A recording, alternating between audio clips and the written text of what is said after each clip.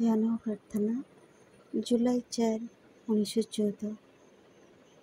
ତୁ ପରମ ବୀର୍ଯ୍ୟ, ବିଜୟୀ ଶକ୍ତି, ତୁ ଶୁଦ୍ଧି, ସୌନ୍ଦର୍ଯ୍ୟ, ପୂର୍ଣ୍ଣ ପ୍ରେମ।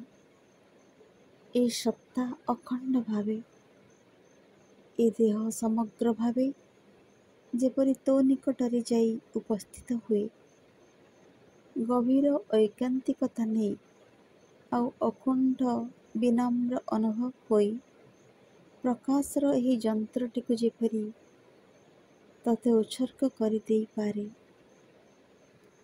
ତୋର ଇଚ୍ଛା ନିକଟରେ ପୂର୍ଣ୍ଣ ନିବେଦିତ ଏ ଯନ୍ତ୍ର ଯଦିବା ଏ ସିଦ୍ଧି ଲାଗି ପୂର୍ଣ୍ଣ ପ୍ରସ୍ତୁତ ନ ହୋଇ ପାରିଥାଏ, ଦିନେ ତୁ ପ୍ରତ୍ୟାଶିତ ଅଘଟନ ଘଟାଇବୁ ନିଶ୍ଚୟ।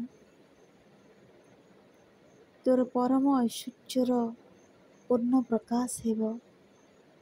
ଏହି ପ୍ରଶାନ୍ତି, ଏହି ଦୃଢ଼ ପ୍ରତ୍ୟୟ ନେଇ, ନିବିଡ଼ ଆନନ୍ଦ ନେଇ ଆମେ ତୋ ପାଖକୁ ଚାଲିଛୁ ଆଉ ନୀରବରେ ତତେ ନିବେଦନ ଜଣାଉଛୁ।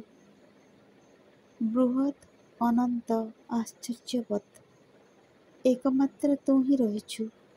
ସକଳ ବସ୍ତୁ ମଧ୍ୟରେ ତୁ ହିଁ ଉଦ୍ଭାସିତ। ତୋ ସିଦ୍ଧିର ମୁହୂର୍ତ୍ତ ସନ୍ନିକଟ। ସମସ୍ତ ପ୍ରକୃତି ଗଭୀର ଆତ୍ମସମାହିତ। ତାର ଆକୁଳ ଆହ୍ୱାନର ପ୍ରତ୍ୟୁତ୍ତର ତୁ ଦେଲୁ। ମା।